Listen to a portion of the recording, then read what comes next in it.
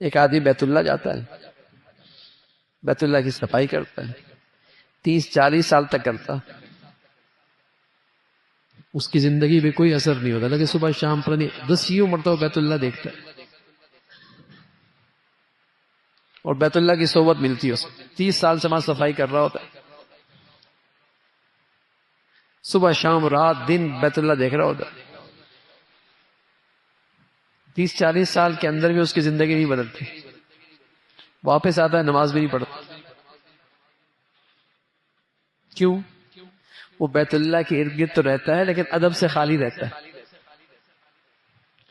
اس کے دل میں بیت اللہ کا ادب احترام عقیدت کوئی نہیں ہوتا، اس سے کچھ نہیں ملتا۔ اور ایک آدمی جاتا ہے 80 سال میں 70 سال میں بوڑھا آدمی، لیکن بیت اللہ کا ادب احترام لے کے جاتا ہے، ایک ہی نظر سے ولی اللہ بن جاتا ہے۔ یہ فرق ہے، یہ فرق ہے۔ یہی حال اہل دین کی صحبت کا ہے، ادب کے ساتھ آ کے بیٹھے گا بہت کچھ لے کے جائے گا اس صحبت سے، بے ادبی اور بے احترامی کے ساتھ رہے گا زندگی گزر جائے گی، کچھ نہیں ملے گا۔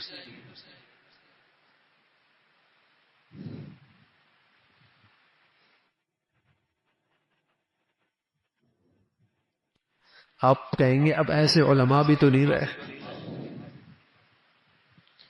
تو ایسے ہم بھی مسلمان بھی تو نہیں رہے، جیسے آج ہم ہیں نا ایسے جو موجود ہیں غنیمت ہے، کل یہ بھی نہیں ہوں گے۔ اگر کسی شخص کی زندگی میں کھلا گناہ نہیں ہے، کبیرہ گناہ نہیں ہے، صغائر پر اصرار نہیں کرتا، اس کی صحبت نعمت عظیمہ سے کم نہیں ہے۔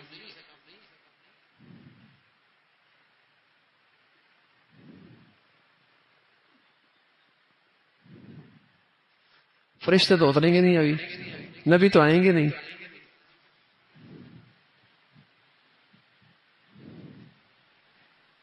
یہ شیطان کا وسوسہ ہوتا ہے اور بے ادب بنا۔ اور کیا کرے گا اگر اہل علم کا ہی ادب نہ رہا، کہاں سے دین سیکھے گا؟ یہ فنکاروں سے، اداکاروں سے، کھلاڑیوں سے کہاں سے سیکھے گا؟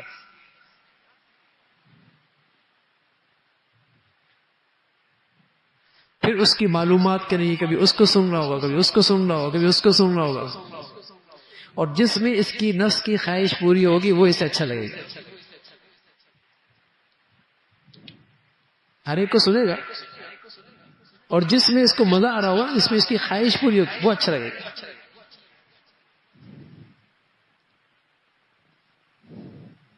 وہ مجھے پسند آ جائے گا۔ اب ایسا اچھا لگے گا نا کہ نماز بھی پڑھ رہا ہو ساتھ کال بھی ہو رہی ہو، ہاں؟ یہ اچھا ہے، نماز بھی ہو رہی ہے اور قرآن کھول کے دیکھ بھی رہا ہے، جب موقع ہو جیب میں بھی ڈال دیا، یہ اچھا ہے۔ جس میں اس کی خواہش پوری ہوگی نا وہ اسے اچھا لگے گا،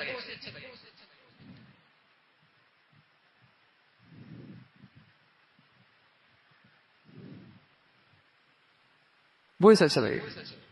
جیسے کرونا کی حادثہ پیش آیا نا، کرونا کا حادثہ پیش ہوا تو حرمین کی تراویح کتنی ہو گئی؟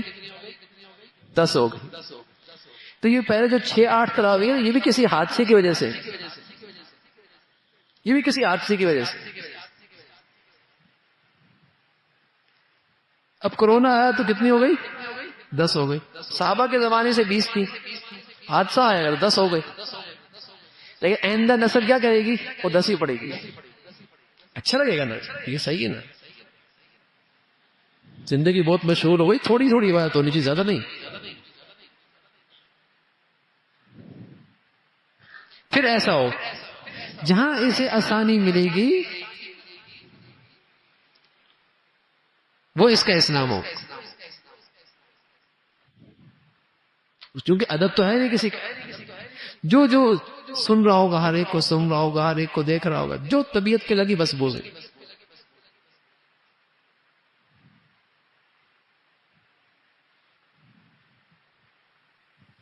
یہ ہوگا۔ تو اگر اپنی اولادوں کا دین بچانا ہے، دیکھو ہمارے بچے اسکولوں میں یونیورسٹیوں میں جاتے ہیں، ان بیچاروں کو کچھ نہیں پتا ہو، کچھ نہیں پتا ہو، جو سنتے ہیں وہ اپنے اندر لے لیتے، اس لیے کہ انہوں نے دین تو کہیں سیکھا نہیں، دین تو ان کی کسی صحبت میں بیٹھے نہیں، اور نہ ہی ان کے دل میں کسی کا احترام اور عقیدت ہے کہ کوئی بات غلط سنے تو پوچھ لے، رہنمائی لے لے۔ ہم ایسے بچوں کو جانتے ہیں جو ایسی بے دین یونیورسٹیوں میں پڑھتے ہیں، لیکن ان کا اہل دین سے گہرا تعلق ہے، الحمدللہ وہاں جا کر بھی وہ محفوظ رہتے، بلکہ دوسروں کی زندگی بدلنے کا ذریعہ بن جاتا۔ کیوں؟ ان کا پاور ہاؤس سے رابطہ ہے، اس کی وجہ سے بلب ان کا جلتا رہتا ہے، لائٹ آتی رہتی ہے، لیکن تعلق ہی نہیں ہے۔ تو پھر تو کوئی بھی بھیڑیا آ کے اس بیچارے کو اچک کے لے جائے گا۔ جیسے ایک ریوڑ ہوتا ہے بغیر نگہبان کے، کوئی بھی بھیڑیا آ کے اچک لے گا۔ آج ہماری نئی نسل کا حال ایسے ہی چلے، ان کا کوئی بڑا نہیں دین کے لحاظ، کسی کے دل میں اس کا احترام نہیں، عقیدت نہیں، محبت نہیں کہ ان سے رہنمائی لیں، ان سے رہنمائی کے زندگی گزارے، ایسے ہی چل رہا ہے۔ تو وہ ریوڑے بغیر رہبر کے، کوئی بیڑیا آئے گا اچک کے لے کے جائے گا، باپ کو پتہ ہی نہیں لگے گا، بچہ ذہنی طور پہ مرتد، فکری طور پہ مرتد، سوچ اور فکر کے لحاظ سے ارتداد، اس کو تو حدیث پہ اعتماد ہی نہیں، وہ تو فکر کو بیکار سمجھتا، وہ تو عذاب قبر کو مانتا ہی نہیں۔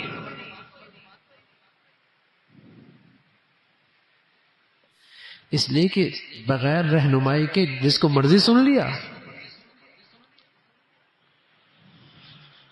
اللہ کے نبی کے پاس حضرت صدیق اکبر بیٹھے گے رضی اللہ عنہ، حضرت عمر بھی بیٹھے، اور حضرت عمر انجیل دیکھنے لگے۔ انجیل، حضرت عمر جیسا آدمی تورات دیکھنے، اللہ کے نبی سخت ناراض۔ حضرت ابوبکر نے حضرت عمر کو خبردار کیا، اللہ کا مان، کیا کر رہا ہے؟ کیوں؟ اس وقت ابھی تربیت ہو رہی تھی، ابھی قرآن اتر رہا تھا، ابھی نئی نئی صحبت ملی تھی، ابھی سوچ اور فکر میں پختگی نہیں۔ میرے معزز مسلمان بزرگوں، عزیز بھائیوں، روئے زمین پر جن خوش نصیب لوگوں نے اللہ پر، اللہ کے رسول پر اور اللہ کے رسول کی باتوں پر ایمان لایا،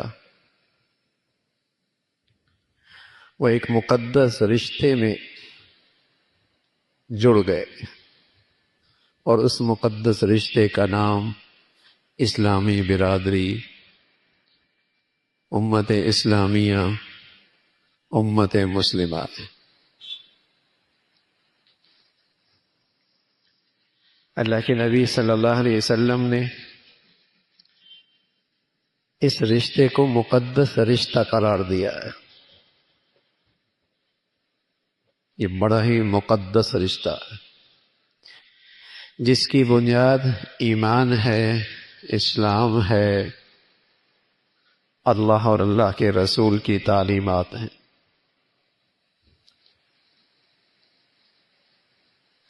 آپ علیہ الصلوۃ والسلام کی تعلیمات کا ایک بہت نمایاں حصہ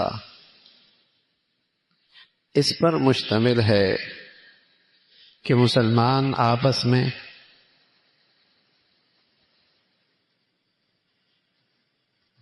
رحمت کے ساتھ، مہربانی اور شفقت کے ساتھ اور باہمی محبت کے ساتھ اکٹھے ہو کر زندگی گزارنے والے بات۔ پیارے رسول صلی اللہ علیہ وسلم نے فرمایا، تری المؤمنین فی تراحمہم وتوادہم وتعاطفہم کمثل الجسد، کہ تم مسلمانوں کو دیکھو گے باہمی ایک دوسرے پہ رحمت کرنے میں، آپس میں باہم محبت کرنے میں، اور ایک دوسرے پہ شفقت اور مہربانی میں ایک جسم کی مانند۔ جیسے جسم کے کسی حصے کو تکلیف ہو تو سارا جسم اس کا ساتھ ہو جاتا ہے اس تکلیف میں، اس رات کی بیداری میں، اس بخار میں۔ تو آپ علیہ الصلوۃ والسلام نے اپنی امت کو سبق دیا کہ تمہارا آپس کا تعلق برادری کا، اس مقدس رشتے کا اتنا مضبوط ہونا چاہیے۔ پیارے رسول صلی اللہ علیہ وسلم فرمایا کرتے تھے المؤمنون کرجل واحد، ایمان والے سارے کے سارے ایک آدمی کی مانند ہیں۔ اور ایک آدمی کو جب آنکھ میں تکلیف ہوتی ہے اشتکا کلو، تو پورا جسم اس تکلیف کو محسوس کرتا ہے۔ وَإِنِ اشْتَكَى رَأْسُ، اگر سر میں درد اور تکلیف ہو تو پورا جسم اس میں مبتلا ہو جاتا ہے۔ فرمایا اسی طرح دنیا میں مسلمان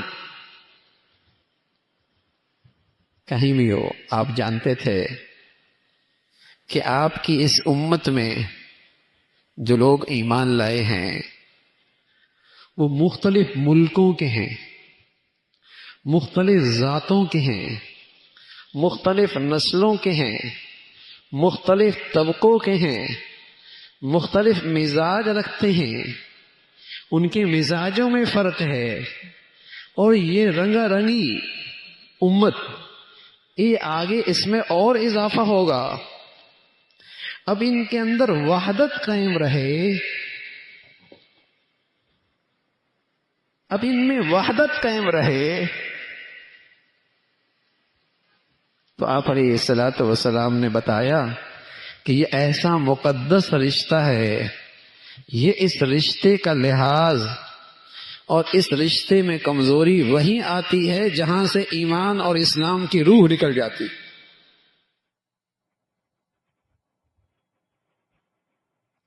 جہاں اسلام اور ایمان کی روح نہیں رہتی وہاں اس رشتے کا تقدس ختم ہو جاتا۔ آپ نے یہ صلاۃ وسلام فرمایا کرتے تھے المؤمن للمؤمن کالبنیان، فرمایا ایک ایمان والا ایک ایمان والے کے لیے ایسا ہے جیسے ایک مضبوط عمارت، اور مضبوط عمارت کی جتنے اینٹیں اور جتنے پتھر ہوتے ہیں جہاں وہاں ان کے اجزاء سے ایک عمارت مضبوط ہوتی ہے۔ اگر وہ پتھر بکھر جائیں، اینٹیں گر جائیں تو اس عمارت کا وجود ختم ہو جاتا ہے۔ تو بتایا کہ اس امت کا ہر فرد یہ آپس میں باہمی ایسا مضبوط جڑا ہوا ہو جیسے اینٹوں کے درمیان عمارت میں خلا نہیں ہوتی، ان پتھروں کے درمیان میں کوئی خلا نہیں ہوتی، اور ہر ایک اینٹ دوسرے کے لیے مضبوطی کا باعث ہے۔ یہ اس امت کا ہر فرد اور ہر طبقہ اور ہر قوم اور ہر ملک کا ایک دوسرے کے لیے ایسی استحکام کا باعث بنے۔ اور پھر آپ علیہ الصلوۃ والسلام نے اشارہ نمونہ دکھایا، فرمایا یشد بعضہ بعضا، یہ ایک دوسرے سے مضبوطی حاصل کرتے ہیں، ثم شبک بین اصابعہ، پھر آپ نے انگلیوں کو انگلیوں میں ڈال کر فرمایا دیکھو یہاں کہیں خلا ہے، یہ دو ہاتھ ایک ہاتھ کی طرح کیسے ہو گئے اور ان میں کوئی خلا نہیں؟ فرمایا یہ امت اس ایمانی اور اسلامی رشتے میں یوں جڑی ہوئی ہے۔ ایک طرف میرے عزیزو اپنی نبی کے یہ تعلیمات دیکھیں اور دوسری طرف آج ملت اسلامیہ کا حال دیکھیں۔ اس وقت پورے عالم اسلام کا حال دیکھیں، تصویر دیکھیں۔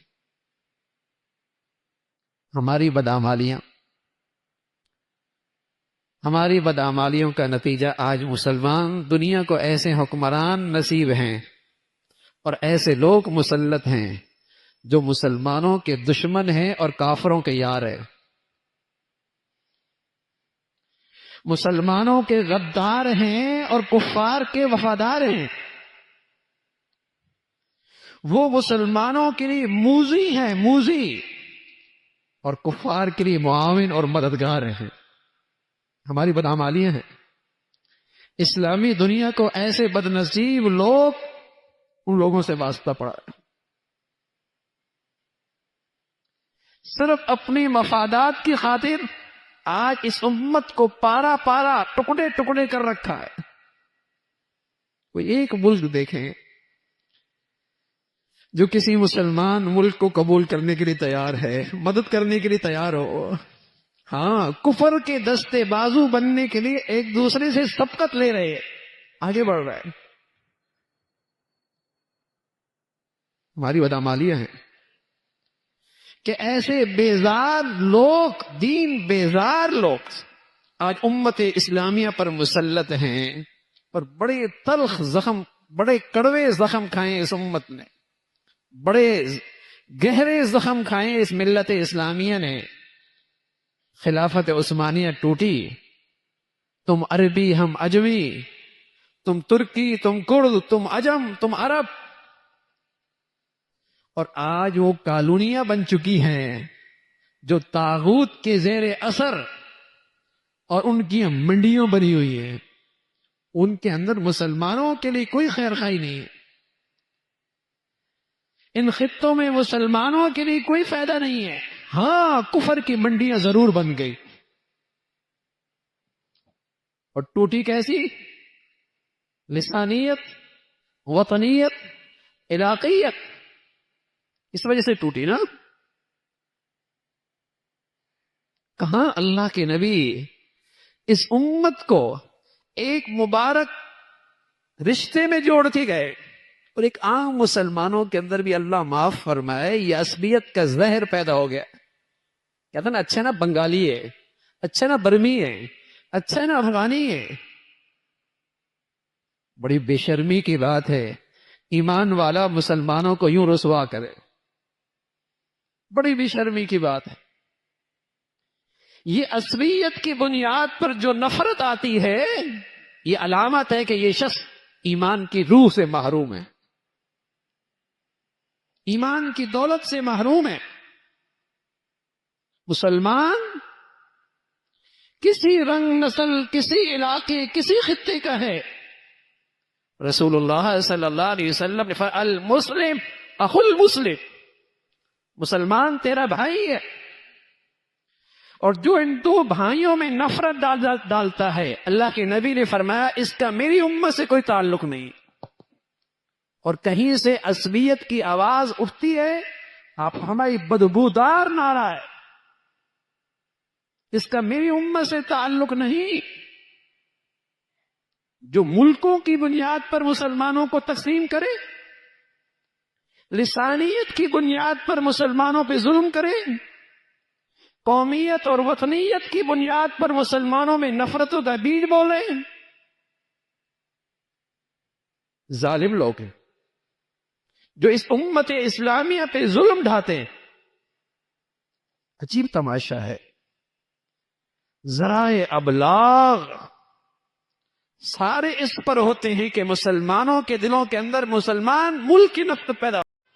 تو میرے عزیزو، یہ تو بہت خوش نصیبی ہوتی ہے کہ اللہ رب العزت مال دے اور پھر خرچ کرنے کی توفیق۔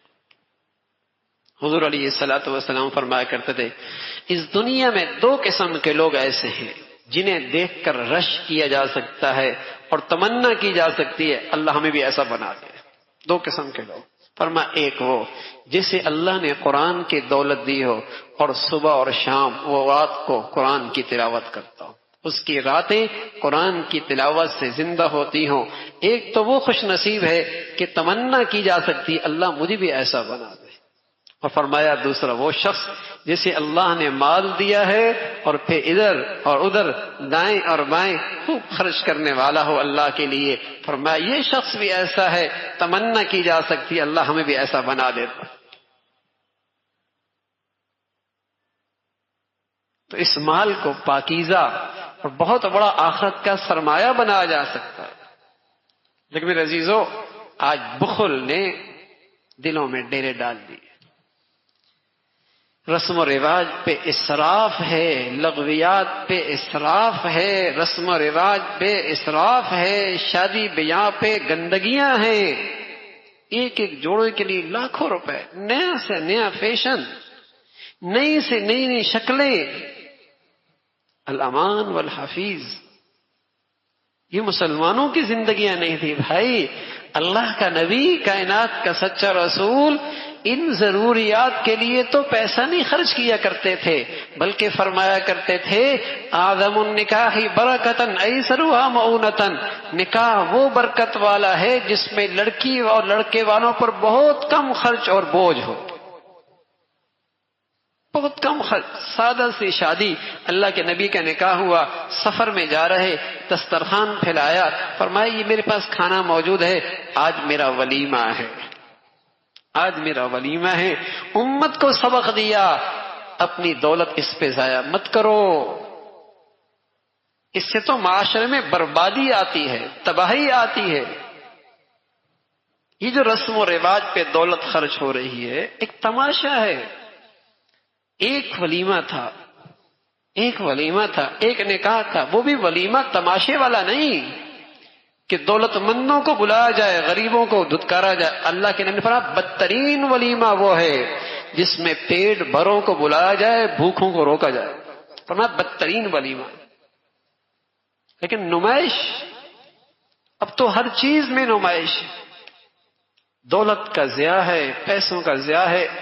لیکن کہیں ضرورت پڑ جائے، اللہ کے راستے کی بات آ جائے، وہاں یہ سب سے بڑا بخیل ہے، وہاں یہ سب سے بڑا کنجوس ہے.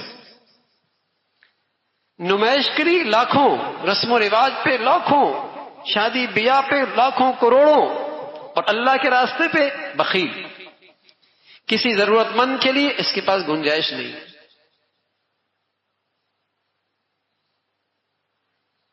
میرے عزیزو، مسلمانوں کی زندگیاں نہیں ہیں. رسم و رواج پہ لگائیں گے، مال بھی ضائع ہوگا، وبال بھی ہوگا. کل قیامت میں بعد پرس بھی ہوگی. من این انفقتا، من این اکتسب وفیما انفقا، کہاں سے کمایا، کہاں خرچ کیا. ایک ایک پائی کی پوچھ ہوگی، خرچ کہاں کیا اسے. حضرت عثمان رضی اللہ تعالیٰ عنہ ایک واقعہ آتا ہے، ایک فقیر آیا تو اسے یوں محسوس ہوا کہ آپ تنبیہ کر رہے کہ اس چراغ کی جلنے کی ضرورت نہیں، کیوں جل رہا ہے. تو وہ دروازہ کھٹکھٹا کے کہنے لگا غلطی ہو گئی، اس دروازے پہ آ گئے، یہاں تو ایک چراغ کا مسئلہ چل رہا ہے، اس نے مجھے کیا دینا. جب آپ باہر آئے، اس کی ضرورت دیکھی تو 500 اشرفیوں کی تھیلی اس کے ہاتھ پہ رکھ دی. اسے حیرت ہوئی، کہا میں نے تو کچھ اور سنا تھا، میں تو بڑا مایوس ہو گیا تھا. فرمایا بھائی جس بارے میں تنبیہ کر رہا تھا، مجھے ڈر تھا کہیں اللہ مجھ سے باز پرس نہ کر لے، اور یہ معاملہ یہ کہ اس کا حساب اللہ مجھے عطا فرمائے گے. اللہ کے راستے میں وہ سخی ہوا کرتے تھے، اور اپنے معاملات میں اور اپنی ضروریات میں اور اپنی خواہشات میں پھونک پھونک کے استعمال کرتے تھے. اپنی خواہشات میں پھونک پھونک کے استعمال کرتے، اللہ کے لیے سخی ہوا کرتے. اور یہاں تو گناہوں میں دولت خرچ ہو چکی ہے، رسم و رواج میں خرچ ہوتی ہے.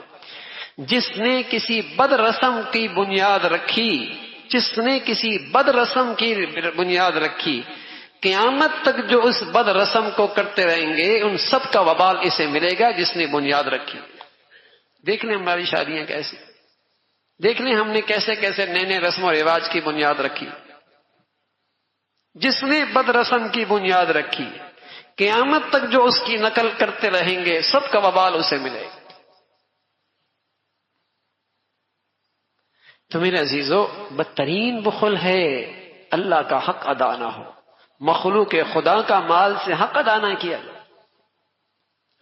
بڑی خوش دلی کے ساتھ، بڑی خوش دلی کے ساتھ اور بڑی اپنی سعادت سمجھ کے اللہ کے راستے میں خرچ کیا. اور خصوصاً میرے عزیزو، زکوٰۃ کا فریضہ، اس کا بہت اہتمام. مسلمان اسلام قبول کرتا ہے اور پھر اسے چھوڑ دیتا ہے.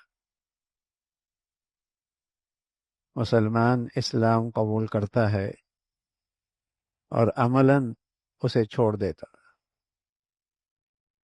یہ عملی طور پہ اسلام کا باغی ہے یا منافق ہے. اسلام قبول تو کیا لیکن عملی زندگی اسلام سے خالی ہے. اسے بغاوت کہتے. باغی کی سزا بھی بہت سخت ہے، منافق بھی اللہ کی نظروں میں بہت مبغوض اور ناپسندیدہ ہے. عمومی طور پہ مسلمانوں کا معاشرہ آج عملی بغاوت میں مبتلا ہے.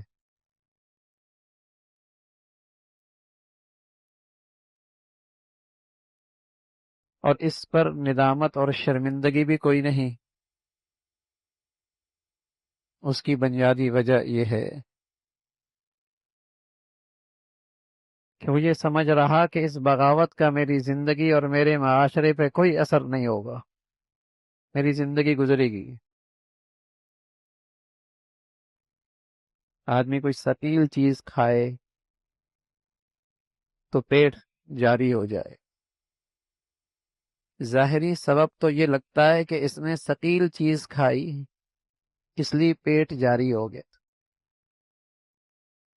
لیکن اگر دور کی نظر رکھنے والا طبیب کہے گا میاں معدہ کمزور ہے، میاں معدہ کمزور، مسئلہ معدہ اور جگر کا ہے، اگر یہ ٹھیک ہوتا تو ثقیل چیز بھی جسم کا حصہ بنتا، طاقت بنتی.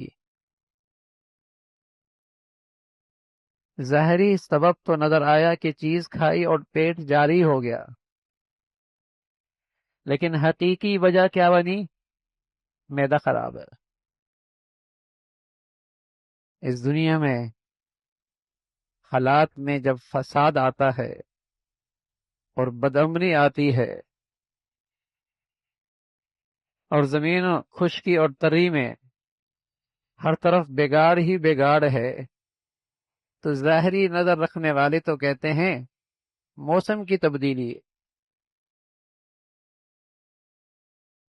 ظاہری نظر رکھنے والے تو کہتے ہیں ظالم حکمران مبتلا مسلط ہیں. ظاہری نظر رکھنے والے تو یہ کہتے ہیں کہ آب و ہوا اچھی نہیں.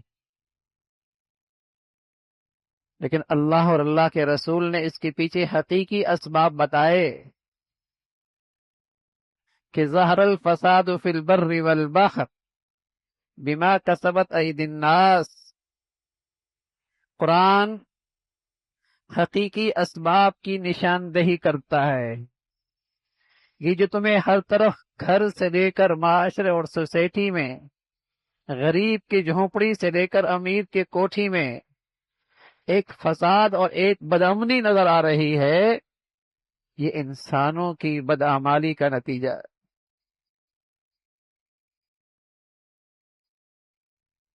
ظاہری نظر تو میں نے عرض کیا کہ ثقیل چیز کھائی اور پیٹ جاری ہو گیا. کہ میاں یہ چیز کھائی تھی اس لیے پیٹ خراب ہو گیا. حقیقی سبب کیا بنا؟ میاں معدہ کمزور ہے.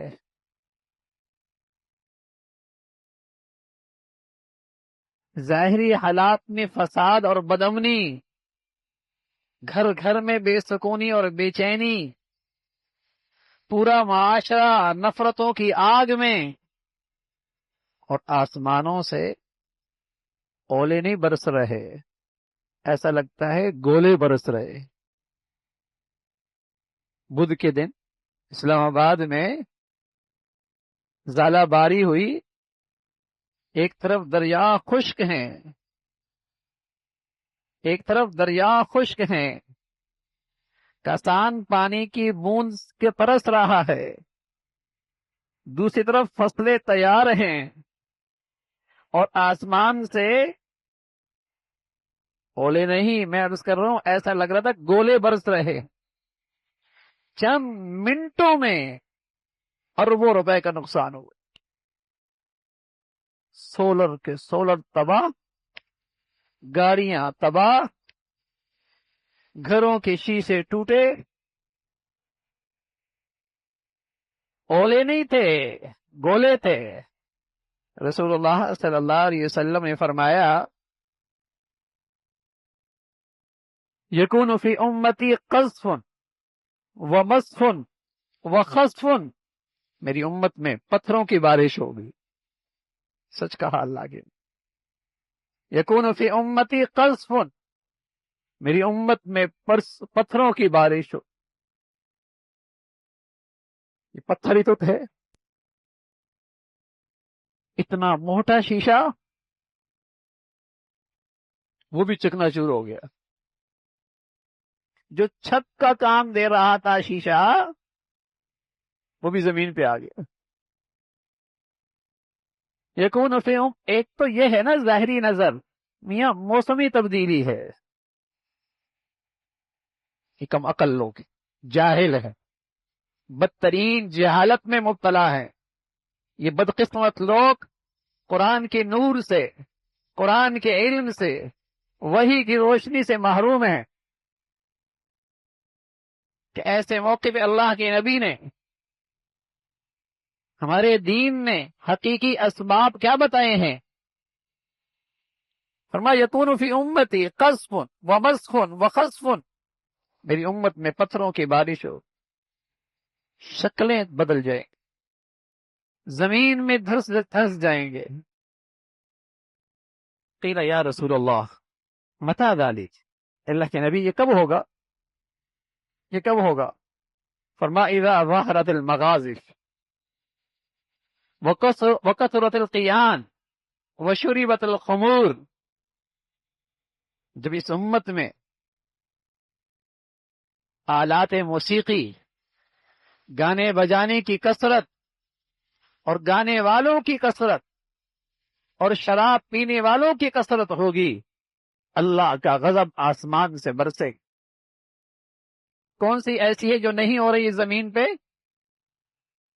کہنے میں مسلمان لیکن شریعت کے باغی، کہنے میں مسلمان اسلام کے ہر حکم کی توہین، کہنے میں مسلمانوں کی اولاد مردم شماری میں مسلمان، لیکن اللہ کی نافرمانی ڈنکے کے چوٹ پہ، اس بے دینی اور عریانی اور فحاشی کی حوصلہ افزائی ہر تعلیمی ادارہ، ہر میدان، ہر بازار، ہر سرکاری ادارہ، مسلمانوں کی نجی زندگیوں کی شادیاں، بیٹیاں مسلمانوں کی ناچتی ہوئی نظر آئیں گی، بیٹے مسلمانوں کے شراب میں مست ہوں گے۔ رسول اللہ صلی اللہ علیہ وسلم فرمایا پتھروں کی بارش، اذا ظہر الزنا والربا فی قوم اذن اللہ بہلاکہا، جب قوم میں بدکاری اور حرام عام ہو جائے، اللہ تعالیٰ کی رحمت اس قوم سے ہٹ جائے گا، پھر اس کی ہلاکت اور بربادی سے اسے کوئی چیز نہیں روک سکتی۔ سچے نبی نے حقیقی اسباب بتائے ہیں۔ ظاہری نظر رکھنے والا کہتا ہے میاں پیٹ اس لیے جاری ہو گیا یہ چیز کھائی ہے، طبیب کیا کہتا ہے؟ تب کی وجہ میدا خراب ہے، میدا خراب ہے۔ طبیب اعظم کیا کہتا ہے؟ حکیم اعظم محمد رسول اللہ کیا کہتے ہیں کہ انسانوں کی اس بدعملی کا نتیجہ ہے کہ موسم کے فیصلے جس ذات کے ہاتھ میں ہیں، موسم کے فیصلے جس ذات کے ہاتھ میں ہیں، وہ آج رحمت کو زحمت بنا رہا ہے، وہ آج رحمت کو زحمت بنا رہا ہے۔ دریا خشک ہے، اس لیے کہ یہ نادان انسان اپنے جسم کے پانی کو حرام خرچ کر رہا ہے، ناجائز جگہ پہ خرچ کر رہا ہے۔ اللہ نے آسمان سے رحمت کی بارشیں روک دی، زمین سے پانی گم ہونے لگا ہے۔ کہاں زمینوں پہ پانی میٹھا ہوتا تھا، کڑواہٹ شروع ہو گئی۔ ان اصبح ماؤکم غورا فمن یاتیکم بماء معین، تمہاری پلاننگ، تمہاری منصوبی، تمہاری معاشی سارے منصوبے سب دھرے کے دھرے رہ جائیں گے۔ اللہ کہتا ہے اگر میں پانی ہی گم کر دوں کہاں سے لاؤ گے؟ مان اجاجا، میں تمہارا پانی ہی کڑوا کر دوں، کون میٹھا کر سکتا؟ یہ جو اللہ کی دین سے ایک بغاوت ہے، معاشرہ اس بغاوت پہ آگے بڑھ رہا ہے، اس کے اندر سے خوف نکل گیا ہے کہ اس بغاوت کا نتیجہ کیا آئے گا۔ مسلمان ہے، اسلام قبول کیا ہے، اور پھر بغاوت پہ کھڑا ہے۔ کہیں سراپا اس کی زندگی میں اسلام کا حکم نظر نہیں آتا۔ یہ اور ہندو کی زندگی، یہ اور عیسائی کی زندگی، یہ اور ایک کافر کی زندگی میں کہیں فرق نہیں ہے۔ جیسے وہ بے حیا ہے، وہ بدکار ہیں، وہ ناچ گانے میں ہیں، جیسے وہ بے نمازی ہیں، ان کی زندگی میں بھی اسلام سے وہی بغاوت ہے۔ سزا تو آئے گی۔ جانتے ہیں دنیا میں باغی کی سزا بڑی سخت ہوتی ہے، باغی کی سزا کافر سے بھی زیادہ سخت ہوتی ہے، منافق کی سزا کافر سے بھی زیادہ سخت ہوتی ہے۔ دو ہی صورتیں ہیں، اسلام قبول کیا اور عملاً اسلام سے بغاوت، اسلام سے دور، یا باغی ہے یا منافق ہے، لیکن اس کا اثر پورے ملک پہ، پورے معاشرے پہ، پوری سوسائٹی پہ۔ ظہر الفساد فی البر والبحر بما کسبت ایدی الناس، جو خشکی اور تری میں تمہیں ایک فساد نظر آ رہا ہے، جہاں پانی ہونا چاہیے تھا نہیں ہے، جہاں پانی کا بہاؤ ہونا چاہیے تھا وہاں نہیں ہے، اور جہاں نہیں ہونا چاہیے تھا بجلی گرتی ہے، زمین پھٹتی ہے، گھر بھی اندر جاتے ہیں، سیلاب بن کے باہر پانی آتا ہو رہا۔ یہ جو بدامنی نظر آ رہی ہے، میں عرض کر رہا ہوں، ایک تو مادہ پرستی کی سوچ ہے کہ میاں موسم کی تبدیلی ہے، اور خود غفلت میں وہی خرمستیاں، وہی شراب و کباب، وہی فحاشی اور اوریانی، وہی مرد عورت کا آزادانہ میل جول، پورا ذرائع ابلاغ، گلی سڑکیں، اس گندگی میں سبقت لے رہے ایک دوسرے سے۔ اللہ کے گھر خالی،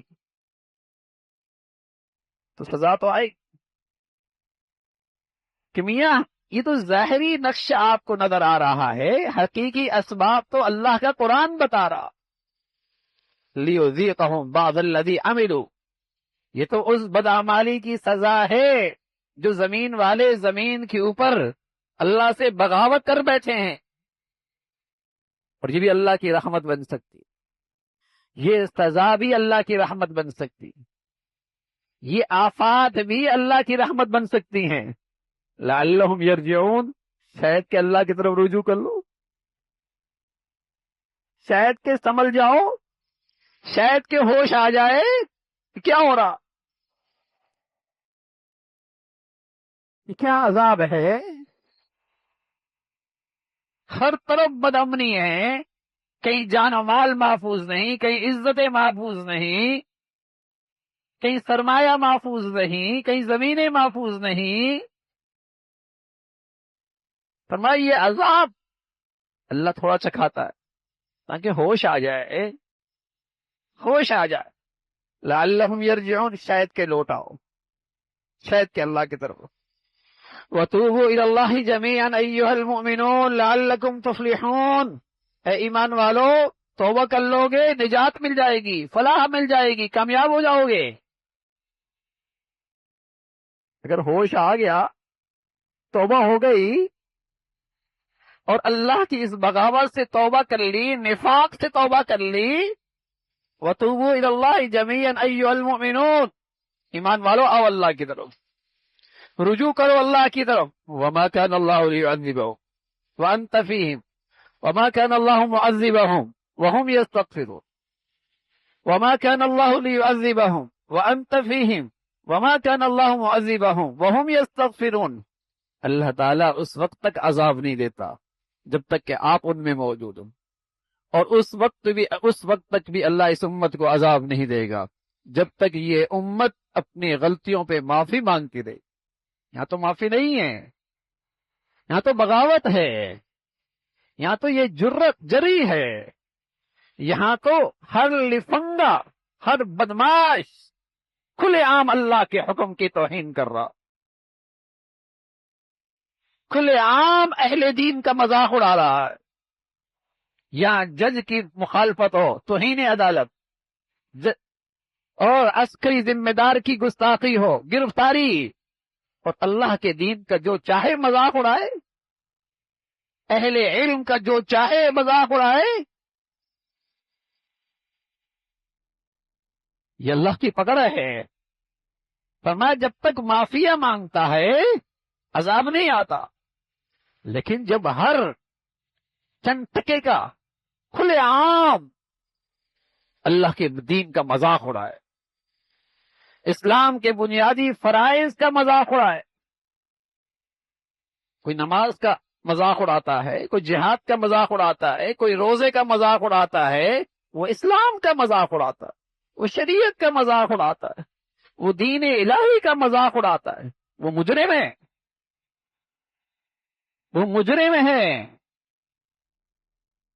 لیکن یہ علل اعلان ایک لاوارث چیز ہے، اللہ کا دین جو چاہے کہ بکے، ایک لاوارث چیز ہے اللہ کی شریعت، جو چاہے اس پہ اس کی گستاخی کرے، ایک لاوارث دین ہے میرے نبی کی خوبصورت زندگی، جو چاہے اس کی توہین کرے، اللہ موجود ہے، آئے گی سزا، پکڑ آتی ہے۔ اور کبھی کبھی آسمان جب برستا ہے، جب آسمان پتھر برساتا ہے، اولے برساتا ہے، گولے برساتا ہے، تنبیہ ہے، زمین ہلتی ہے۔ ایک مہینے میں 3 سے 4 مرتبہ زلزلہ آ چکا ہے، 5 اشاریہ آیا ہے، اللہ حفاظت فرمائے۔ یوں ذرا ہلی سب تیز نیس ہو جائے، سب تیز نیس ہو جائے۔ لیکن اس زمین پر جب اللہ کی بغاوت ہو، زمین لرزتی ہے، اللہ تعالیٰ سے فریاد کرتی ہے یہ زمین، یہ ہوائیں، یہ سمندر، اللہ حکم دے ان کو صفحہ ہستی سے مٹا دیں۔ تیرے بندے ہو کر اور اپنی زبان سے تیری بندگی کا اور تیرا کلمہ پڑھ کر، اور تیری بغاوت اور تیری دشمنوں کی صف میں زمین لرزتی ہے۔ تو میرے عزیزو، حالات زمین کے یا سمندروں اور دریاؤں کے، ہواؤں کے اور بارشوں کے یوں ہی نہیں ہوا کرتے، اس کے پیچھے حقیقی اسباب بھی ہے، اس کے پیچھے حقیقی اسباب بھی ہیں۔ یہ سب دھوکہ ہے، موسمی تبدیلی ہے تو یوں ہو گیا۔ ارے موسم کس کے ہاتھ میں ہے؟ ہوائیں کس کی مخلوق ہے؟ یہ دریا کس کے حکم سے چلتے ہیں؟ یہ آسمان کی بارش کس کے حکم سے برستی ہے؟ کوئی خود بخود تو نظام نہیں چلتا، اس رب کا نظام ہے۔ الا لہ الحکم، فیصلہ اسی کا چلتا ہے۔ وَإِن يَمْسَسْكَ اللَّهُ بِضُرٍّ فَلَا كَاشِفَ لَهُ، جب وہ ذات پکڑنے پہ آئے کون بچا سکتا ہے؟ کون بچا سکتا ہے؟ وَاللَّهُ يَحْكُمُ لَا مُعَقِّبَ لِحُكْمِهِ، وَاللَّهُ يَحْكُمُ لَا مُعَقِّبَ لِحُكْمِهِ، پکڑنے پہ آئے کوئی نہیں بچا سکتا۔ مَا يَفْتَحِ اللَّهُ لِلنَّاسِ مِن رَحْمَةٍ فَلَا مُمْسِكَ لَهَا اور جس کے لیے وہ رحمت کے، عنایات کے، اپنے فضل کے فیصلے فرما دے، کوئی نہیں معروم کر سکتا، کوئی نہیں معروم کر سکتا۔ تو میرے عزیزو، میری نجی زندگی کے حالات، میری گھریلو زندگی کے حالات، میرے معاشرے اور سوسائٹی کے حالات، میرے ملک اور بحیثیت قوم کے حالات، اس میں میرے بدن سے نکلنے والی زندگی کا بھی اثر ہے۔ اس کا تعلق میرے بدن سے نکلنے والی زندگی سے بھی ہے۔ قرآن تو یہی بتا رہا، قرآن تو حقیقی اسباب یہی بتا رہا۔ ان العبد لیحرم الرزق بذنبہ یصیب، جب گناہوں کی زندگی ہوگی معیشت تنگ ہوگی، معاش تنگ ہوگا، معیشت تنگ ہوگی، معاش تنگ ہوگا۔ سچے نبی نے بتایا، فرض کبھی قوم کبھی۔ تو میرے عزیزو، غلطیاں ہو جاتی ہیں، لیکن بہترین خطا کار جسے اپنی غلطی پہ ندامت ہو، اور بدترین شیطانیت یہ ہے گناہوں پہ فخر، گناہوں پہ اصرار، گناہوں کو اسٹیٹس، گناہ علی الاعلان، یہ شیطانیت ہے اور بدترین شیطانیت ہے۔ آدم کا بیٹا غلطی کر بیٹھا ہے، اولاد اعظم سے خطا ہو جائے گی، ندامت، شرمندگی، اللہ غلط ہو گیا، اللہ کی پکڑ سے، عذاب سے محفوظ رہے گا۔ لیکن جہاں شیطانیت ہوگی وہاں پکڑ ضرور ہوگی، دیر سویر ہوگی، پکڑ آئے۔ تو میرے عزیزو، اللہ تعالی سچی ندامت اور سچی استغفار کی زندگی نصیب فرمائے۔ نیکی ایسی بڑھیا ہے جو ساری زندگی کو خوشگوار کر سکتی۔ ایک عمل، ایک عبادت، ایک نیکی ایسی بڑھیا ہے جو انسان کی پوری زندگی خوشگوار بنا سکتی، نہ صرف دنیا بلکہ آخرت بھی۔ ایسی بڑھیا عبادت ہے، ایسی شاندار نیکی ہے، ایسا بڑھیا عمل ہے، ساری زندگی خوشگوار ہو سکتی۔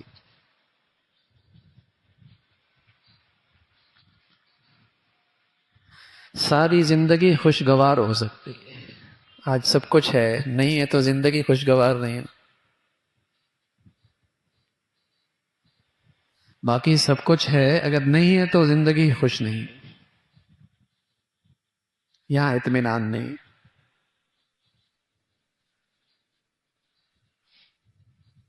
ڈاکٹر آپریشن کرتا ہے، درد بھی ہوتا ہے، لیکن مریض مطمئن ہوتا ہے۔ آپریشن کر رہا ہوتا ہے، درد بھی ہو رہا ہوتا ہے، لیکن مطمئن بھی ہوتا ہے۔ سبحان اللہ، یہ عمل ایسا ہے کہ زندگی میں درد بھی ہوگا لیکن زندگی کی خوشگواری میں فرق نہیں آئے گا۔ زندگی میں کچھ دکھ اور غم بھی آئیں گے لیکن زندگی کی خوشگواری میں فرق نہیں آئے گا۔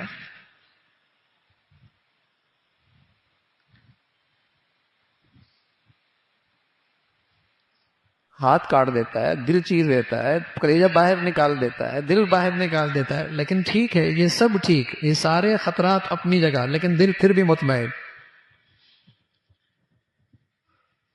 کیونکہ اسے جانتا ہے اور اسے پہچانتا ہے، اس کی معرفت ہے، اسے جانتا ہے۔ اور کوئی اجنبی آدمی سوئی چبو دے، لڑنے لگ جائے، کوئی اجنبی آدمی سوئی چبو دے، لڑنے لگ جائے، جانتا جو نہیں ہے اسے، پہچانتا جو نہیں ہے، اس لیے بے چین ہو گیا نا۔ اجنبی آدمی سوئی چبو دے، بے چین ہو جائے، پریشان ہو جائے، لڑنے لگ جائے۔ اور کوئی جاننے والا ڈاکٹر ہے، سینہ چیر دے، کلیجہ نکال لے، دل نکال لے، پھر بھی مطمئن، جانتا جو ہے۔ سبحان اللہ۔ میرے عزیزو، یہ ایسی بڑھیا نیکی ہے، ایسی بڑھیا عبادت ہے، ایسی بڑھیا عمل ہے، اگر نصیب ہو جائے ساری زندگی خوشگوار ہو جائے۔ زندگی کا یہ سفر اطمینان سے گزرنے لگ جائے.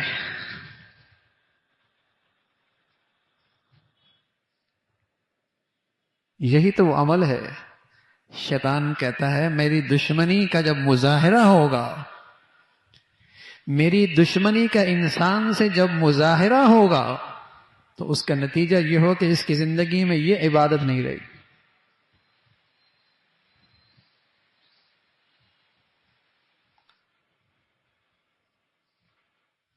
شیطان کی دشمنی کا سب سے بڑا عمل اس عبادت سے محروم، اس عمل سے محروم، اس نیکی سے محروم. اور وہ نیکی کیا ہے؟ شکر گزاری، احسان شناسی. شیطان کہتا ہے لآتینہم من بین ایدیہم ومن خلفہم وعن ایمانہم وعن شمائلہم ولا تجد اکثرہم شاکرین. میری دشمنی کا مظاہرہ اس انسان سے یہ ہوگا کہ اس کی زندگی میں شکر نہیں رہے گا. یہ ایسی بڑی برائی ہے اور یہ انسان کی زندگی کی اتنی بڑی خامی ہے، یہ اتنا بڑا اللہ کی نافرمانی ہے کہ زندگی کا سکون رخصت ہو جاتا.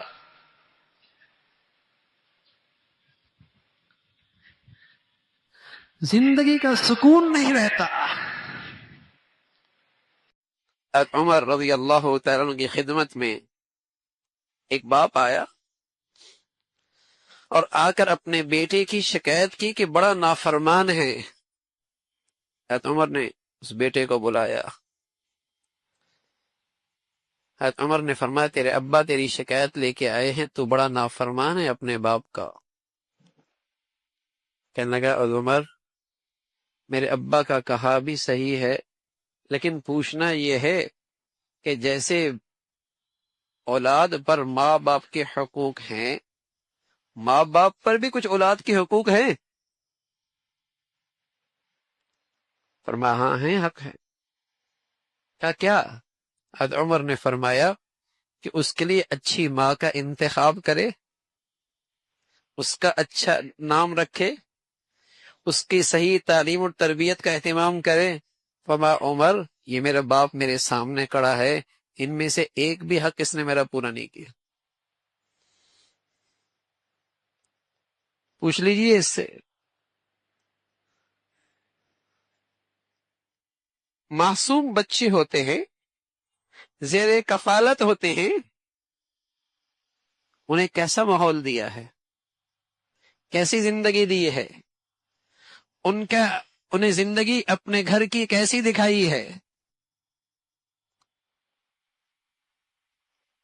اللہ کا کہا سچا ہے. بلکہ میرے عزیزو یہ معاملہ مرنے کے بعد کا ہی صرف نہیں ہے کہ وہ آگ میں جا رہے. قسم خدا کی اللہ کا نافرمان دنیا کے اندر بھی بے چینی اور بے سکونی کی آگ میں تڑپتا، دنیا میں بھی بے چینی اور بے سکونی کی آگ میں تڑپتا ہے. تو یہ تو کوئی اولاد کے ساتھ خیر خواہی نہیں. بہت مبارک ڈگریاں مل گئی، بہت مبارک دنیا کی فلاں یونیورسٹی سے تعلیم حاصل کر لی، بہت مبارک اسے اچھا کھلایا پلایا. لیکن یہ مبارک اسی وقت ہے جب اس کی زندگی ایمانی اور اسلامی بنیادوں پر کھڑی ہو. اگر یہ کوئی نہیں تو 60-70 سال کی اگر چند ٹکروں کا انتظام آپ نے کر بھی لیا اور سودا آپ نے کیا کھربوں سال کی زندگی کا کہ وہ بگاڑی یہ سنواری، تو یہ کون سی دانش ہوئی، کون سی عقل مندی ہوئی، یہ کون سی اپنی اولاد کے ساتھ خیر خواہی اور بھلائی کی. رسول اللہ صلی اللہ علیہ وسلم تو اپنی امت کو سبق دے گئے کہ دنیا میں آتے ہی اس کی تعلیم اور تربیت کا انتظام کرو. دائیں طرف آذان، بائیں طرف اقامت. سبحان اللہ. وہ معصوم سا بچہ کیا آذان اور کیا اقامت کا مضمون سمجھے گا، لیکن بتایا دل کی تختی تو ہے، لکھ دو اس کی دل کی تختی پہ اللہ کی بڑائی اور اللہ کی عظمت. بتا دو اسے نبی کی زندگی کا طریقہ، سمجھا دو اسے نماز کی عظمت اور اہمیت. اس کے دل کی تختی پہ ابھی سے لکھ دو. فرمایا 7 سال کی عمر ہو اسے تلقین کرو، 9 سال کی عمر میں اسے تنبیہ کے طور پہ سزا بھی دے سکتے ہو، اس لیے نماز فرض نہیں ہوئی، لیکن اللہ کا نبی کیوں سبق دے رہے، کہیں ایسا نہ ہو، کہیں ایسا نہ ہو، اللہ نہ کرے، 1000 بار نہ کرے، بالغ ہوا نماز نہ ہوئی، بالغ ہوا نماز کی اہمیت نہ ہوئی، کہیں ایسا نہ ہو کہ اسلام کو خیربات کا بیٹھے، اسلام کی سرحد سے نہ نکل بیٹھے۔ بچپن ہی کے اندر اس کے دل میں اسلام کی یہ بنیادی رکن کی وہ عظمت، وہ اہمیت بٹھا دو، اس کے تصور بھی نہ ہو کہ مسلمان ہو کر بھی نماز چھوڑ دیا کرتا ہے، مسلمان ہو کر بھی نماز چھوڑ دیتا ہے۔ اسلام میں پورے طور پہ داخل ہو، ادخلوا فی السلم کافہ، پورے طور پہ اسلام میں، کہ کہاں جائزہ لیتے رہے، کہاں کمی ہو رہی ہے، اور دین کا کون سا حصہ ایسا ہے جو آج ہمارے گھروں میں نہیں ہے، کہاں کوتاہی۔ آدمی ہمت کر لے نا اور عزم کر لے کہ ہم نے ہر حال میں اللہ کا حکم پورا کرنا ہے، تو میرے عزیزو اللہ بڑا مہربان ہے، اس کی مدد و نصرت بھی ہو جاتی، آسانی بھی ہو جاتی ہے۔ لیکن اگر اندر سے طے کر لیا نہیں اتنا ہی کافی ہے، اگر زیادہ چلیں گے تو مشکلات کھڑی ہو جائیں گی۔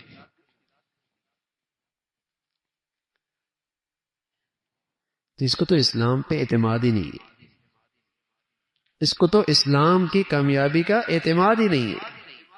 یہ تو نادان یہ سمجھتا ہے کہ زیادہ دین پہ چلیں گے تو مشکلات زیادہ ہو جائیں گی، علمان والحافظ۔ اس کو تو اسلامی زندگی پر اعتماد ہی کوئی نہیں۔ یہ تو ہر وقت سبق یاد رکھنے کا ہے کہ اسلامی زندگی مشکلات سے نکالنے کے لیے آئی ہے بھائی، مشکلات میں ڈالنے کے لیے نہیں آئی، عزت دینے کے لیے آئی ہے، رسوا کرنے کے لیے نہیں، ناکامی کے لیے نہیں آئی، فلاح اور کامیابی کے لیے دین زندگی آئی ہے۔ اس کا تو ہر وقت خیال رکھ۔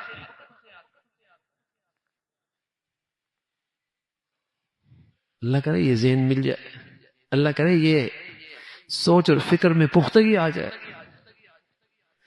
کہ جہاں اپنی اولاد میں، اپنے گھر میں، اپنی زندگی میں، گھر میں، بازار میں کہیں مشکل دیکھے، پریشانی دیکھے، فوراً ذہن کہاں جائے؟ اللہ کی طرف، کہیں کوئی کمی تو نہیں ہو رہی۔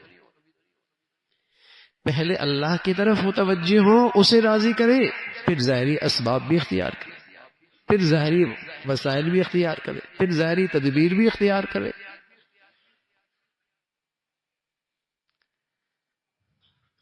لیکن پہلے اللہ کی طرف۔ اللہ کے سب سے پیارے بندے حضرات انبیاء علیہ الصلوۃ والسلام، ان کی شان دیکھیے۔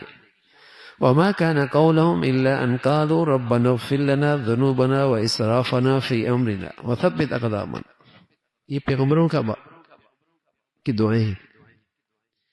جب ان کے لیے کوئی مشکل آ گئی، کچھ زندگی میں رکاوٹ آ گئی، کچھ ناگواری آئی، تو سب سے پہلے انہوں نے اللہ کی طرف یوں کہا ربنا اغفر لنا ذنوبنا، اے اللہ ہم سے کوئی خطا ہو گئی تو معاف فرما۔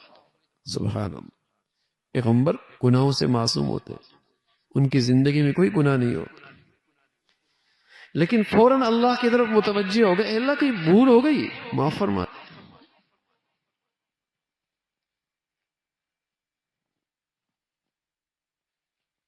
فما وہنوا لما اصابهم فی سبیل اللہ، جب انہیں کوئی تکلیف پہنچی اللہ کے راستے میں تو فوراً یہ کہا وما كان قولهم الا ان قالوا ربنا، اور کچھ نہیں کہا، سب سے پہلے کہا اللہ کہیں غلطی ہوگی تو معاف فرما دے۔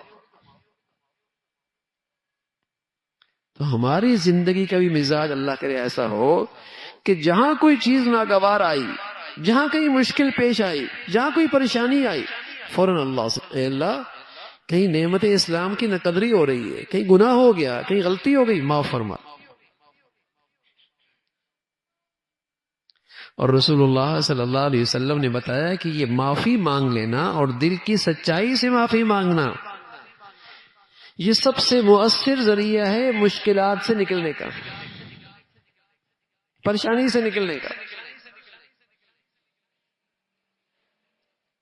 اس لیے کہ معافی کا مطلب ہے کہ یہ آدمی طے کر رہا ہے کہ یا اللہ اب پورے طور پہ تیرے حکم پہ عمل کروں گا، اب پورے طور پہ تیری بتائی ہوئی زندگی پہ عمل کروں گا. تو اس میں پھر اللہ تعالیٰ کی مدد اور نصرت ہوتی ہے. تو میرے عزیزو، کوشش فرمائیں کہ پوری زندگی کا جائزہ لیتے رہیں کہ ہماری زندگی، ہمارے بچوں کی زندگی، ہماری پوری گھر کی زندگی پورے طور پہ اسلام میں ڈھل جائے، اور خاص طور پہ معاملات، معاشرت، اخلاقیات، اس پہ نظر ہو. بڑھیا اخلاق نہ بھی ہو، کم از کم درجے کا اخلاق تو ہو کہ میری ذات سے، میرے معاملے سے، میرے لین دین سے، میرے رویے سے، میرے رہن سہن سے کسی کو تکلیف نہ پہنچے. کم از کم درجے کا اخلاق تو ہو نا، کہ بازار کی زندگی سے، میرے لین دین سے، میرے معاملات سے اور میری معاشرت سے اور میرے رہن سہن سے اور میرے رویوں سے کسی کو تکلیف نہ پہنچے. کم از کم درجے کا تو یہ اخلاق ہو، تو اس کی بھی ثمرات ہوں، اس کی بھی برکتیں ہوں. اللہ تعالیٰ بھائی ہم سب کو پورے دین پہ چلنا ہم سب کے لیے آسان فرمائے، اور اسلام کی مبارک ثمرات ہم سب کو نصیب فرمائے. دنیا میں مسلمان کی اصل کمائی کیا ہے؟ اصل کمائی کیا ہے؟ اس کا اللہ اس سے راضی ہو جائے، یہ کمائی.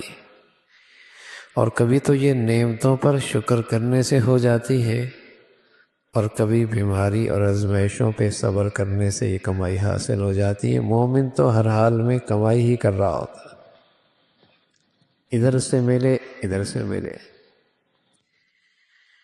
دنیا کے جینے کا غرض کیا ہے؟ کیوں جی رہے ہیں؟ اپنے اللہ کو راضی کرنے کے لیے. اور وہ راضی نعمتوں پر شکر کرنے سے ہو تب بھی زندگی کا مقصد حاصل، اور چاہے وہ آزمائشوں پہ صبر کرنے سے حاصل ہو جائے تب بھی جینے کا مقصد حاصل. ہمیں تو کمائی چاہیے نا، ہمیں تو کمائی چاہیے، کمانا ہے. اب وہ اللہ کریم ہے، رحیم ہے، حکیم ہے، جس راستے سے وہ ہمیں کمائی دے دے. تو اللہ حکیم ہے، بس اوقات نعمتوں میں رہ کر غفلت میں پڑ جاتا ہے، اپنی کمائی نہیں کر پاتا. تو اللہ آزمائش ڈال دیتے ہیں کہ میرے بندے کی اس راستے سے کمائی ہو جائے. بس اوقات نعمتوں میں رہ کر غافل ہو جاتا ہے اور اپنا نقصان کر رہا ہوتا ہے، کمائی نہیں کر رہا ہوتا. تو اللہ آزمائش اور بیماری میں تکلیف کے ذریعے اسے اپنی طرف کھینچ لیتے ہیں. بھائی تیرا جینے کا مقصد حاصل ہو جائے، ورنہ تیرا گھاٹا ہو رہا، اور اس کی کمائی شروع ہو جاتی ہے. اسلام کی خوبصورت زندگی ہے. پتہ چلے گا بھائی، آنکھ بند ہوتی ہی کھرے کھوٹے کا پتہ چل جائے گا، کامیابی ناکامی کا پتہ چل جائے گا، عزت والا ذلیل والے کا نقشہ واضح ہو جائے گا. افنجعل المسلمین کالمجرمین ما لکم کیف تحکمون، افنجعل المسلمین کالمجرمین ما لکم کیف تحکمون. جس کی زندگی اسلام پہ گزری، جس کی زندگی اللہ کی نافرمانی پہ گزری، کیا دونوں کا حشر ایک جیسا ہوگا؟ دونوں کا مرنا ایک جیسا ہوگا؟ دونوں کی قبر ایک جیسی ہوگی؟ دونوں کے جنازے ایک جیسے ہوں گے؟ دونوں قبروں سے ایک جیسے اٹھائے جائیں گے؟ کیا معاشر کے میدان میں دونوں کا معاملہ ایک جیسے ہوگا؟ کیا حوض کوثر میں دونوں ایک جیسے کھڑے ہوں گے؟ افنجعل المسلمین کالمجرمین ما لکم کیف تحکمون. کیسا غلط فیصلہ کرتے ہو، کیسا غلط فیصلہ کرتے ہو. اندھیر نگری نہیں یہ ہے کہ کھرا کھوٹا ہمیشہ ساتھ رہیں گے. وامتازوا اليوم ایھا المجرمون. بس ہو گیا جو ہو گیا. دنیا میں ملے جلے رہے، ایک مجلس میں آتے جاتے رہے، ایک نشست میں بیٹھتے چلے گئے، محفلوں میں اکٹھے رہے، شادی بیاہ میں اکٹھی زندگی گزرتی چلی گئی. ہاں یہاں نہیں ہوگا. وامتاز اليوم ایھا المجرمون، اے مجرموں آج الگ ہو جاؤ. تو میرے عزیزو، اس اللہ کے نبی کے لائی ہوئی مبارک زندگی، اس کی اصل قیمت، اس کے اصل غرض، اس کا اصل موضوع، اس کا اصل نفع کل کی وہ کامیاب اور خوبصورت زندگی ہے. وہ ایک طویل اور خوبصورت زندگی کا نام ہے. ہاں، اس اسلامی زندگی کی خصوصیت یہ ضرور ہے، یہ خصوصیت ضرور ہے کہ وَلَوْ أَنَّ أَهْلَ الْقُرَىٰ آمَنُوا وَاتَّقَوْا لَفَتَحْنَا عَلَيْهِمْ بَرَكَاتٍ مِّنَ السَّمَاءِ.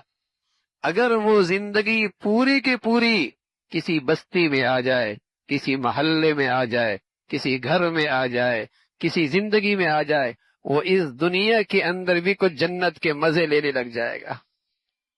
اس دین کی یہ خصوصیت ضرور ہے کہ اگر وہ دین کی پوری شکل کسی قوم میں آ جائے، کسی ملک میں آ جائے، کسی بستی میں آ جائے، کسی سوسائٹی میں آ جائے، کسی خاندان میں آ جائے، کسی گھر میں آ جائے، اور کسی فرد کی زندگی میں آ جائے، تو وہ جنت کے کچھ نہ کچھ مزے یہاں دنیا میں بھی لے لے گا. یہ بھی اللہ کہہ رہا ہے، اس دنیا کے اندر بھی وہ جنت کے مزے لے لے گا. لیکن کیا کریں، اسلام کی زندگی کے ساتھ کیا کیا ہے مسلمان نے؟ کہیں ایک حکم ہے تو 4 حکم کوئی نہیں ہے، کہیں 4 ہیں تو 10 کوئی نہیں ہے، کہیں عقیدہ ٹھیک ہے تو عبادات کوئی نہیں ہے، کہیں عقیدہ اور عبادات ہیں تو معاملات اور معاشرت کوئی نہیں ہے، کہیں اللہ کا حق پورا کیا جا رہا ہے تو مخلوق کے حق ضائع کیے جا رہے ہیں، کہیں مخلوق کے حق کی کچھ فکر ہے تو اللہ کے حق میں ظلم کیا جا رہا ہے. یہاں تو اسلام کے ساتھ یہ کھیل ہو رہا ہے، اسے تقسیم کر رکھا ہے. فَتَقَطَّعُوا أَمْرَهُمْ بَيْنَهُمْ زُبُرًا كُلُّ حِزْبٍ بِمَا لَدَيْهِمْ فَرِحُونَ. جس کے حصے میں جتنا ہے وہ اسی پہ خوش نظر آ رہا. طبیب کا نسخہ مل جائے اور یہ اس کے ساتھ کھیل شروع کر دے کہ کچھ کھائے اور کچھ نہ کھائے، اس کو اپنے انداز سے تقسیم شروع کر دے. نسخہ اس نے دیا ہے، تقسیم یہ شروع کر دے کہ کچھ کھائے کچھ نہ کھائے، کچھ مانے کچھ نہ مانے. ڈاکٹر نے دوائی دی ہو، کچھ گولیاں آج کھا لی کچھ کل کھا لی، کچھ ویسی چھوڑ دی، تو اس نسخے کا کہتا ہے فائدہ نہیں ہونا. اور یہ نسخہ زندگی کی کامیابی کا، خوبصورت زندگی سنوارنے کا اللہ نے دیا ہے، اور اسے یہ تقسیم کر دے. افتؤمنون ببعض الکتاب وتکفرون ببعض، بعض کو مانے بعض کو چھوڑ دے، تو پھر اس کی برکتیں کہاں، پھر اس کی برکتیں کہاں. وَلَوْ أَنَّ أَهْلَ الْقُرَىٰ آمَنُوا وَاتَّقَوْا لَفَتَحْنَا عَلَيْهِمْ بَرَكَاتٍ مِّنَ السَّمَاءِ.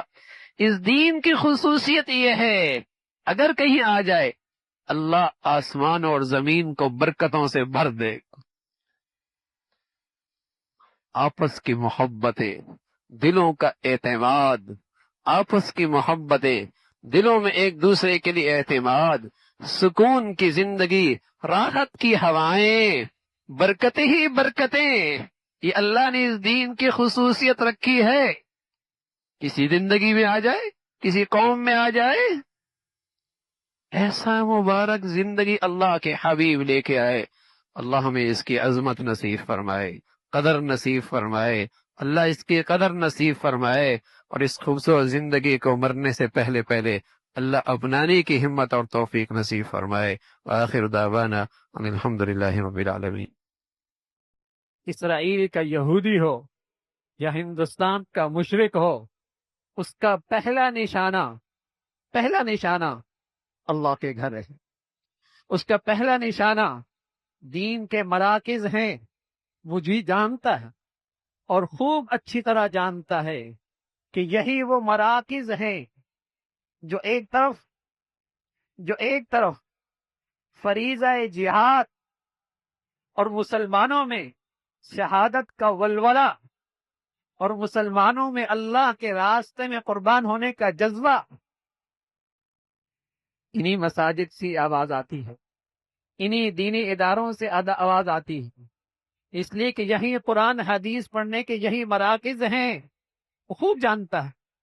اور دوسری طرف وہ یہ بھی جانتا ہے کہ اس ملک کے سب سے پہلی دفاعی قوت انہی مساجد اور مدارس کا طبقہ، یہی اس ملک پر قربان ہونا اپنی سعادت سمجھتا ہے، یہی دیندار طبقہ، مساجد سے جڑا طبقہ اس ملک کا فرض حفاظت اپنا فریضہ سمجھتا ہے اور اپنے ایمان کا تقاضا سمجھتا ہے، اپنے ایمان کا تقاضا سمجھتا ہے۔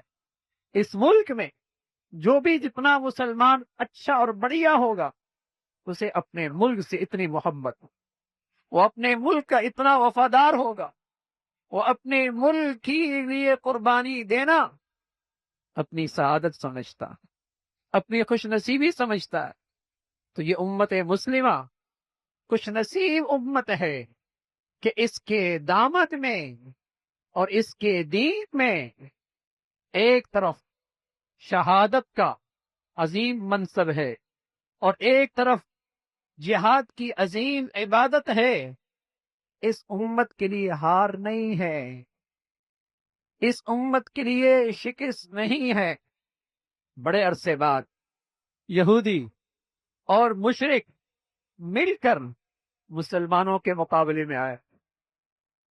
آپ کے ملک کے ساتھ اس وقت جو جارحیت ہے وہ ہندوستان کے مشرک بھی ہے اور دوسری طرف اسرائیل کا یہودی بھی اس میں شامل۔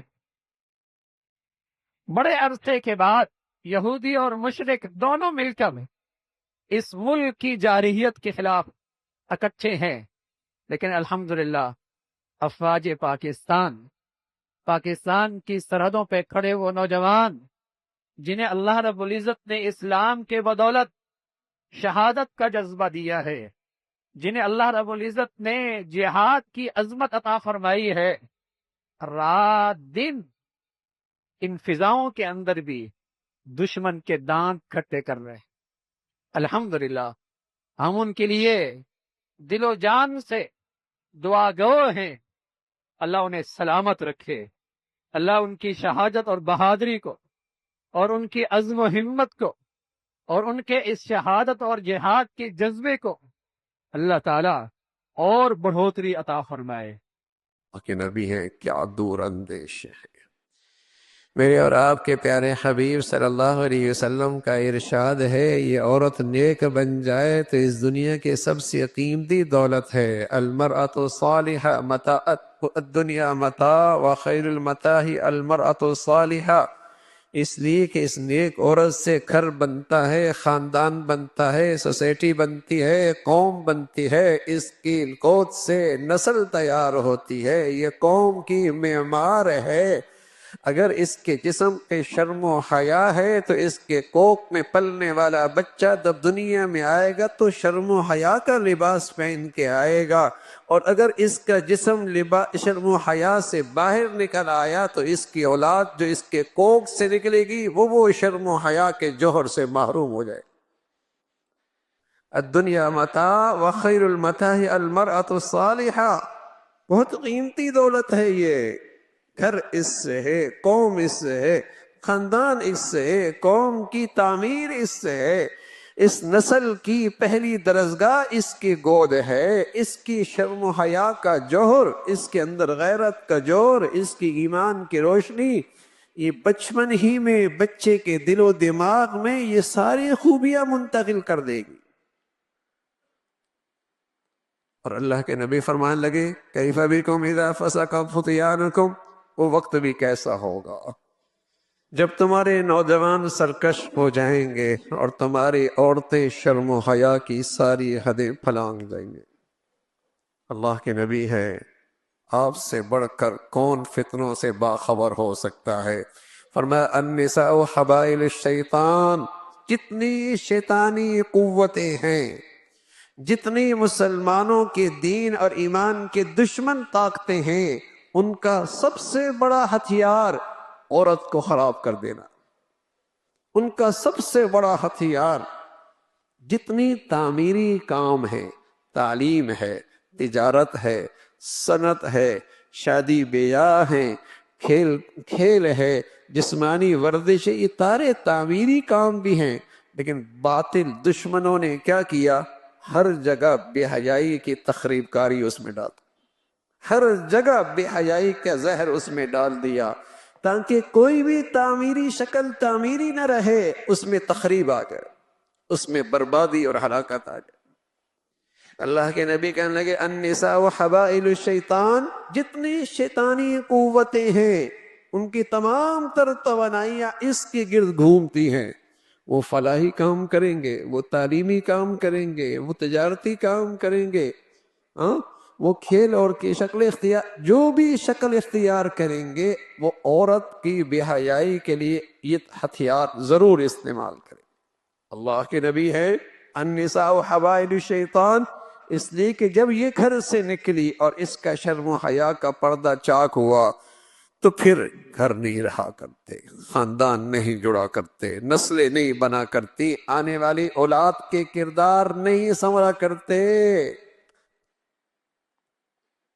قوموں کا مستقبل دیکھنا ہو نا، قوموں کا مستقبل دیکھنا ہو تو یہ دیکھ لو اس کی نسل کے اخلاق کیسے ہیں، اس کی اولاد کا کردار کیسا ہے. بلکہ اس سے پیچھے چلے جاؤ، اس قوموں کا مستقبل دیکھنا ہے تو یہ دیکھ لو اس قوم کی عورت کو اپنی ذمہ داری کا احساس کتنا ہے، اپنی اولاد کی تعمیر اور تربیت کی فکر کتنی. ایک موقع پہ رسول کریم صلی اللہ علیہ وسلم نے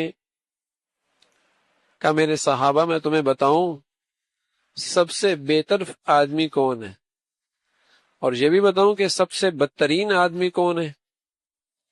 کہ اللہ کے رسول ضرور بتائیں.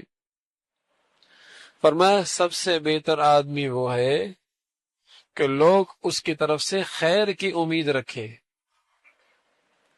اور لوگ اس کی طرف سے شر پہنچنے سے معمون اور محفوظ ہوں. یعنی اس کے بارے میں لوگوں کی رائے یہ ہو کہ ساری دنیا سے نقصان پہنچ سکتا ہے، اس بندے سے شر نہیں پہنچ سکتا. ساری دنیا کچھ بھی کر سکتی ہے لیکن یہ شخص ایسا ہے کہ اس کی طرف سے خیر ہی کی امید ہے. گھر میں، سوسائٹی میں یہ تأثر اس کے کردار سے، اس کے اخلاق سے عام ہو جائے، کیونکہ لوگ آنکھیں بند کر کے کہیں ہاں یہ آدمی ہے، بس اس سے نقصان کی امید نہیں کی جا سکتی، اس سے تو خیر ہی کی امید کی جا سکتی. فرمایا یہ سب سے بہتر آدمی ہے. اور فرمایا بدترین آدمی وہ ہے کہ لوگ اس سے خیر کی امید نہ رکھیں، ہر وقت اس کے طرف سے شر ہی کا خطرہ ہو. تو میرے دوستو یہ دو پیمانے ہیں، اپنے آپ کو کس پیمانے میں اپنی زندگی میں پا رہے ہیں خود اندازہ کر سکتے کہ لوگوں کا، معاشرے کا میرے بارے میں کیا تاثر ہے، میرے گھر والوں کا کیا تاثر ہے، میرے خاندان کا میرے بارے میں کیا تاثر ہے، میرے بہن بھائیوں کا میرے بارے میں کیا تاثر ہے.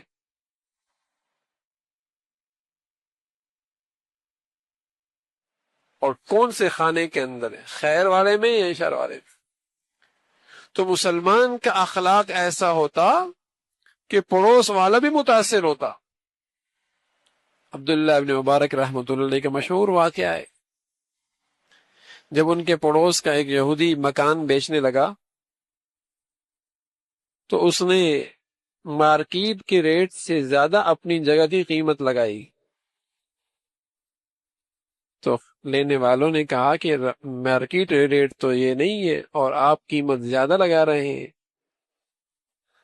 اس نے کہا یہ میں بھی جانتا ہوں کہ مارکیٹ کا ریٹ یہ نہیں ہے، لیکن کیا کروں، پڑوس عبداللہ ابن مبارک کا ہے، ایسا پڑوس بھی تمہیں کہیں نہیں ملے گا، اس لیے ریٹ زیادہ ہے کہ تمہیں پڑوس عبداللہ ابن مبارک کا مل رہا ہے. یہ مسلمانوں کے اخلاق تھے. ارے میرے عزیزو، قسم خدا کی اسلام کے اخلاق میں وہ کشش ہے کہ لوگ ان اخلاق کو دیکھ کر اسلام کے دامن میں آ جایا کرتے تھے. حضرات انبیاء علیہ الصلاۃ والسلام نے معجزے دکھائے اپنی سچائی پر، معجزے دکھائے۔ موسیٰ علیہ الصلاۃ والسلام کو اللہ نے معجزہ دیا، فرعون کے پاس وہ معجزہ لے کے گئے۔ مختلف نبی مختلف معجزے لے کر اپنے نبوت کا اعلان کیا، لیکن آپ علیہ الصلاۃ والسلام کی جب بات آئی تو معجزے بعد میں ملے۔ سب سے پہلے آپ علیہ الصلاۃ والسلام نے اپنا اخلاق بتایا۔ اچھا بتاؤ، میں تمہارے اندر 40 سال تک رہا ہوں، پایا کیسے؟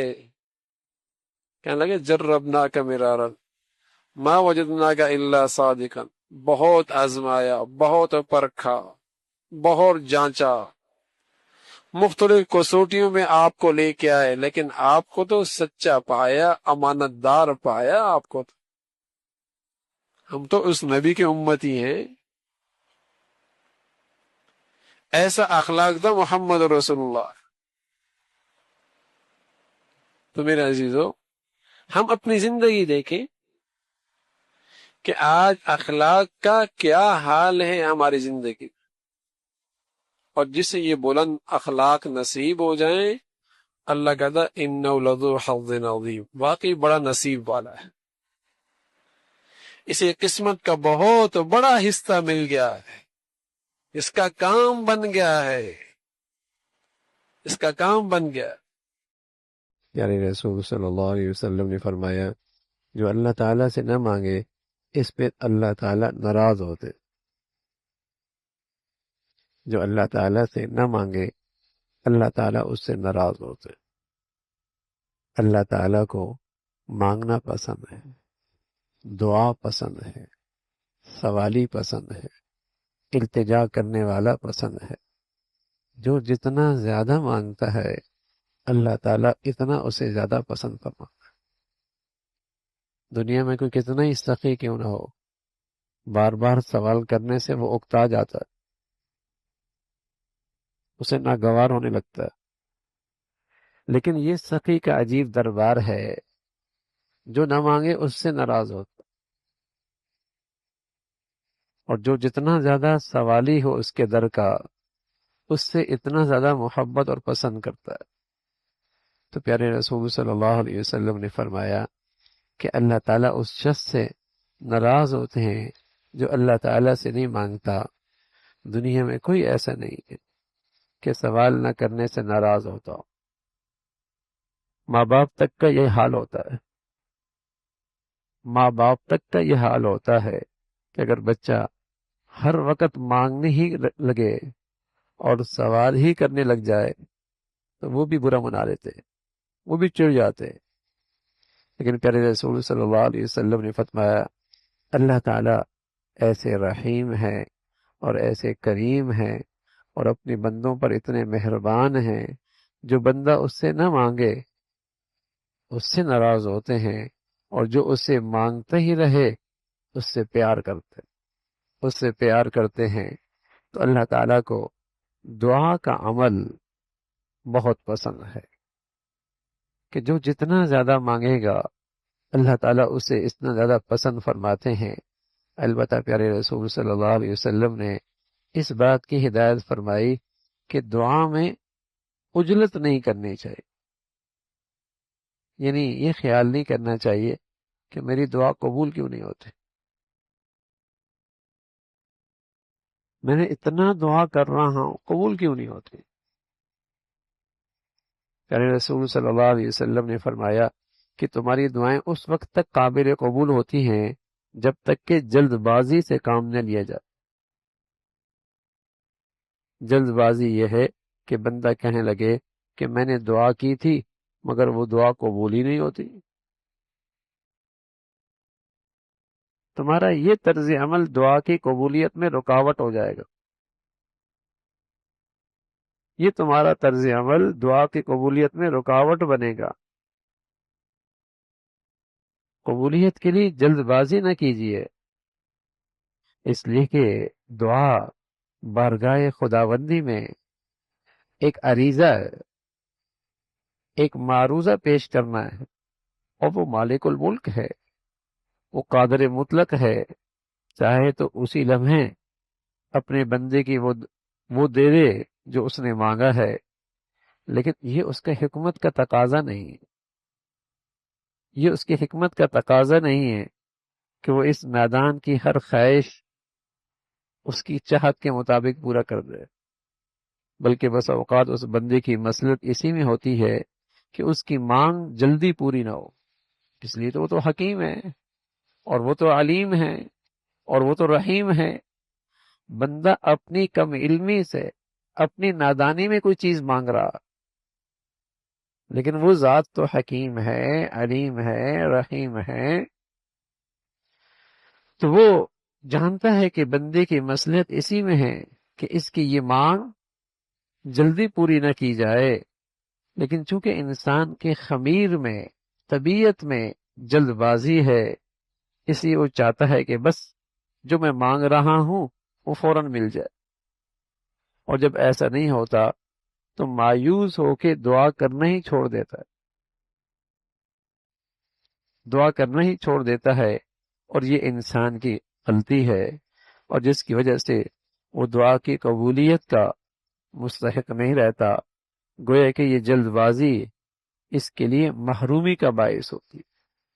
عبداللہ ابن عباس رضی اللہ عنہ فرمانے لگے کہ اگر اس آدم کے بیٹے کے پاس مال کی 2 وادیاں بھی ہوں، بس تھوڑی کرے گا۔